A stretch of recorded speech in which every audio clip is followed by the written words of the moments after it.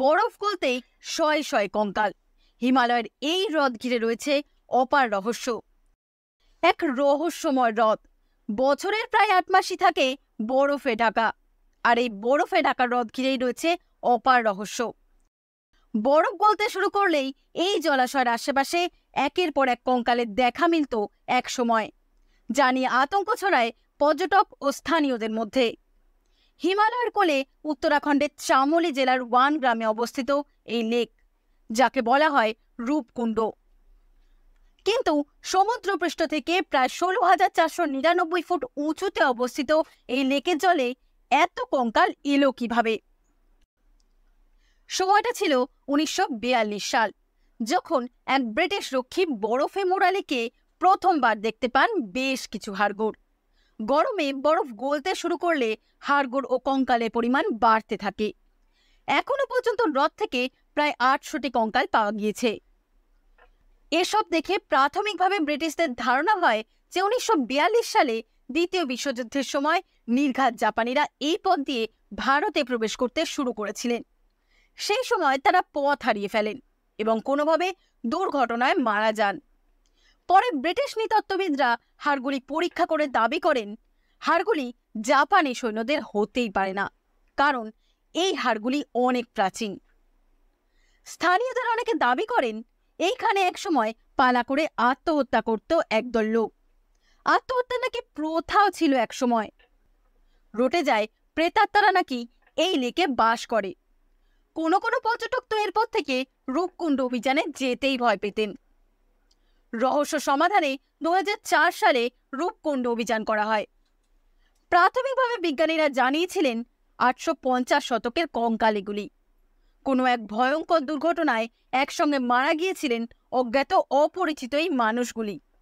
বিজ্ঞানীদের অন্য একটি দল অবশ্য দাবি করেন হাড়ের বয়স ২০০ বছরের কাছাকাছি। মারাত্মক ঠান্ডার কারণে হাড় মাংস প্রায় সবই অক্ষত থেকেছে বছরের পর বছর। কিছু কঙ্কালের গায়ে মাংস লেগে থাকার কারণেই প্রথমে এই কঙ্কালগুলির বয়স বোঝাই যায়নি। তবে পরের দিকে আরও কয়েক দফা গবেষণা করে জিনগত বিশ্লেষণ করে বিজ্ঞানীরা এদের মধ্যে দুটি দলকে শনাক্ত করেন।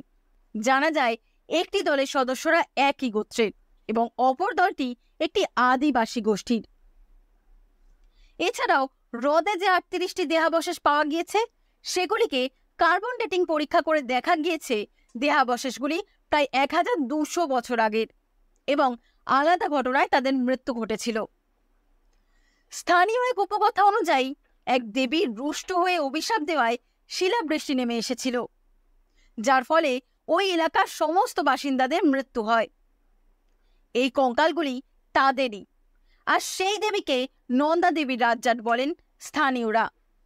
অন্য এক উপকথা অনুযায়ী যশোধর নামে এক রাজার অন্তঃসত্ত্বা রানীর গর্ভস্থ ভ্রূণ পড়ে গিয়েছিল রূপকুণ্ডে। সেই আত্মাই নাকি পর্যটকদের আক্রমণ করে মেরে ফেলত।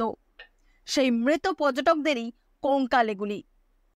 কিন্তু এই উপকথার বিপক্ষে বৈজ্ঞানিক মহলের একটি নিজস্ব মতামত প্রচলিত আছে। বিজ্ঞানীদের মতে বহু বছর আগে স্থানীয় গাইডদের সাহায্যে তীর্থযাত্রায় এসেছিল একটি দল। আচমকাই মারাত্মক শিলাবৃষ্টির কারণে মৃত্যু হয় গোটা দলটির।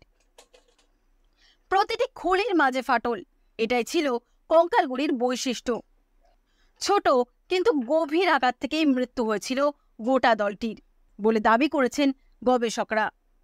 গবেষণার প্রধান এডউইন হার্নি বলেন, রূপকুণ্ড লেকে আসলে কি ঘটেছিল তা এখনো স্পষ্ট নয়, তবে মৃত্যুগুলি যে কোনো একটি ঘটনার জেরে ঘটেছিল তা মনে করি না।